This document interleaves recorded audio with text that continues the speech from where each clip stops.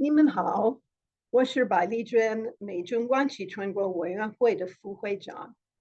很遗憾，我不能与大家一起来重庆庆祝 Stilwell 将军诞辰140周年。也很遗憾，我的中文没有那么好，所以我觉得我应该用英文继续。Hello, everyone. I'm Jan Berris with the National Committee on U.S China Relations.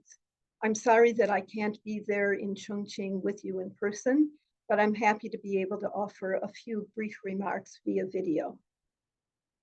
I never had the good fortune of knowing General Stilwell, but I was lucky enough to know two of his daughters, Nancy Stillwell Easterbrook and Allison Stillwell Cameron. You will hear a lot today about the general, but I want to take just a few moments to talk about Nancy and Allison because they definitely inherited their father's love for China and the Chinese people. Nancy, the older daughter, was the linguist of the family. And I remember when I met her over 45 years ago, being very jealous because I had been studying Chinese for years and years and couldn't even come close to being 1/10 as fluent or as elegant as Nancy was when she spoke Chinese.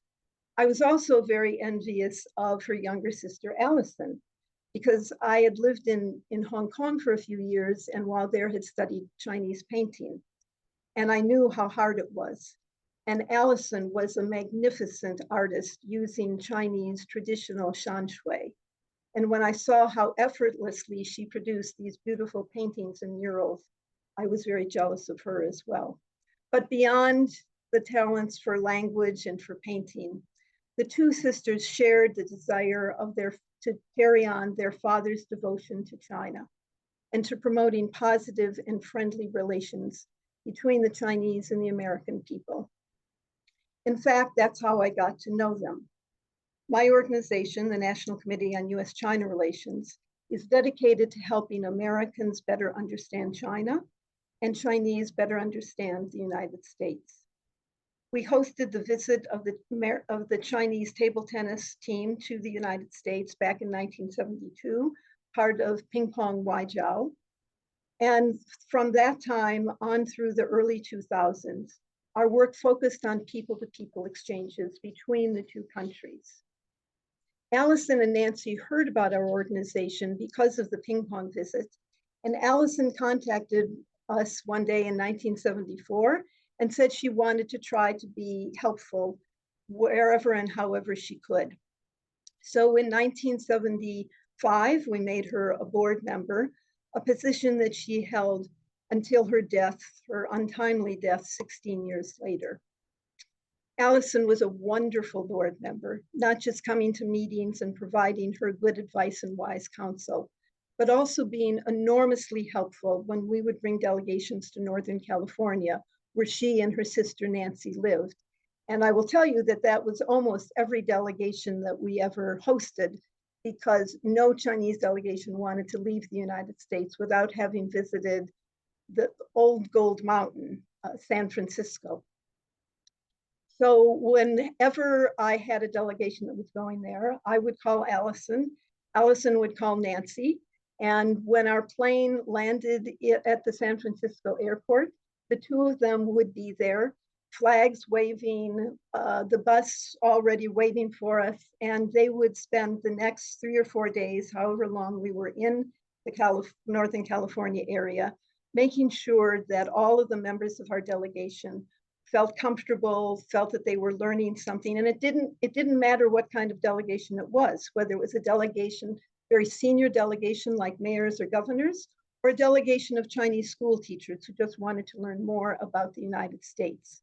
They were always there and always trying to make sure that the Chinese left very satisfied.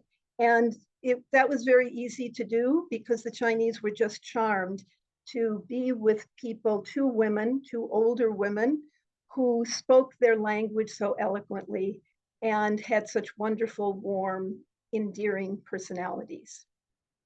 They always made each of our guests feel very special, and they were a lot of fun. And they too were very excited to be among the Chinese people. using the language of their youth, and doing something that would have made their father very, very proud. After Allison died, Nancy continued to be at the airport every time I arrived with a group and carry on in her sister, as she knew her sister would have wanted her to, and because she would have wanted to, and she did want to as well.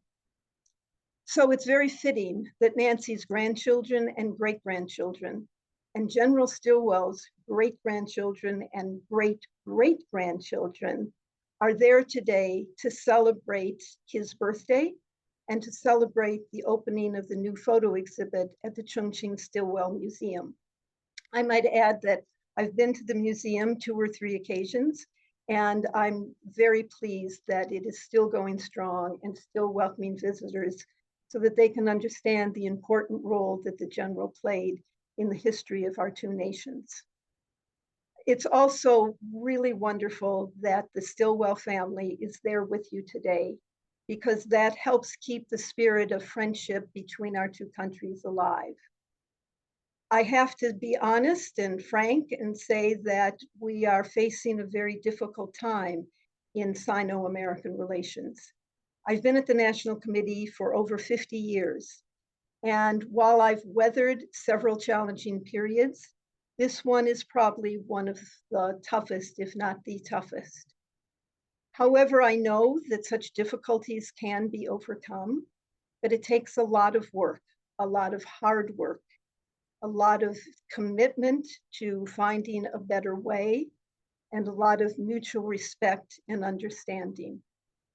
Events such as today's celebration at the Stilwell Museum remind us of the depth and the breadth of the relations between our 2 countries and how much they need to be very carefully nurtured.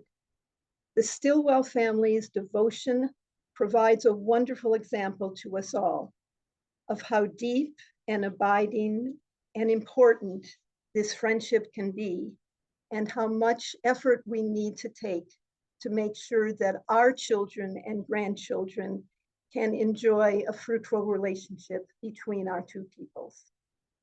谢谢大家。